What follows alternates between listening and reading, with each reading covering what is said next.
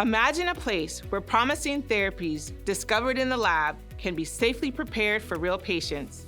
That's exactly what we do at UCLA. We help researchers turn medical breakthroughs into treatments that clinicians can actually use.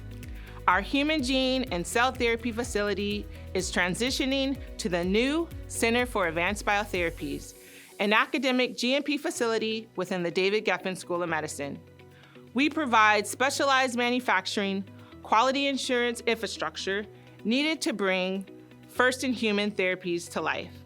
Our facility includes specialized equipment, multiple cell processing and bioengineering suites, giving us the flexibility to support personalized therapies from patients' own cells, gene-modified cells, viral vectors, advanced biologics, and more.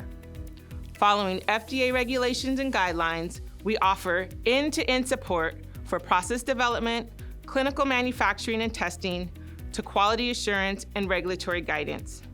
Dedicated to advancing medicine and serving patients, we ensure that every product is made with the highest standards of quality and safety. The Center for Advanced Biotherapies is a launch pad to the next generation of cures, helping life-changing research move from bench to bedside.